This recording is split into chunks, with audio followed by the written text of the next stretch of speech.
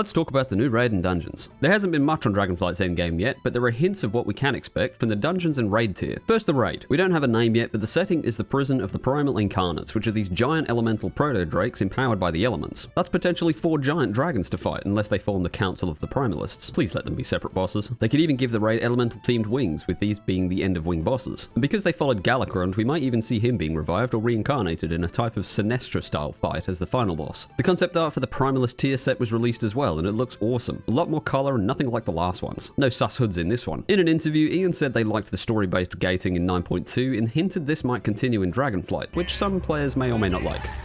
Ian also spoke about the tier catch-up continuing over into Dragonflight, saying there's the potential to tie it into the profession revamp, with raid bosses dropping reagents to take to crafters and turn them into tier. Better get those guild profession spreadsheets out, boys. Moving on, we have dungeons, with some confirmed and others we can speculate on. During the reveal, they showed a revamped Alderman, including new chambers that we haven't seen before. Next to the dragon dungeons, and I think it's safe to assume one themed around each Dragonflight based on the hints we have already. And also, like, you know, it's called Dragonflight. In the first zone of Waking Shores, we have the Ruby Life Shrines, or the Life Pools of the Red Dragons, and a fight to reclaim Nelthara, Citadel of the Black Dragons, presumably with Rathian. In the second zone, Anaran Plains, we have the Emerald Garden, which are the groves of the Green Dragonflight. All 3 of these were mentioned on the WoW site, as well as in a couple of interviews. Next, in Azure Span, home of the Blue Dragons, they only briefly mentioned Syndragos' archives in the reveal, which does sound like it could be a dungeon setting. And the last zone of Thaldrazis is a mix of all the flights, and the main home of the Bronze Dragons, but there's no mention of anything dungeon-related. Assuming there is, that's 6 out of 8 with 5 dragon dungeons and Alderman, and the last 2 could be Titan-themed or Dragon-themed or whatever. As for seasonal content in Mythic Plus, Ian spoke about Season 4 of Shadowlands being the testing ground for their plans in Dragonflight. Season 1 will be 4 of the Dragonflight dungeons, and 4 from previous expansions remade for Mythic Plus, and Season 2 will be the other 4 Dragonflight dungeons and 4 different previous expansion dungeons. Talking about the remade dungeons, Ian mentioned Shadowpan Monastery and the Mist Challenge modes, but that Shadowlands, BFA, and Vanilla dungeons were being ruled out for being either too recent or too old to be made into Mythic Plus. This change comes from long-time community feedback that running the same 8 dungeons for the whole expansion gets very dull. Talking on this, Max raised a good point that if some of the new dungeons are absolute bangers, we'd all know that it would eventually get rotated out. But there is still time to give feedback on this format, so maybe it'll get changed. And hopefully they make them a little shorter, because fuck spending 45 minutes in Theatre of Pain again. Talking on gear, Ian said that it's not fun refarming the same gear every season, so changing the gear pool should mean this won't happen. Which is a shame, because running DOS every season for IQD was everyone's wet dream. There were concerns raised, such as an item being so good you end up using a lower item level version all expansion, but Ian said they would do balance tuning from season to season. It's not like we haven't heard this before, but maybe this time it'll be better. The Vault is also confirmed to return with some minor unspecified changes, as the recent addition of more coin rewards like sockets were a good change, and there was a brief mention of a season length of 5 to 6 months, which might be an idea of how long they want patches to last in Dragonflight. No more 10-month-long seasons, please. And that's about it. As I said, not a lot of concrete info. Let me know what you think about the Mythic Plus changes and the new raid in the comments. Like and subscribe for more. I'll catch you in the next one.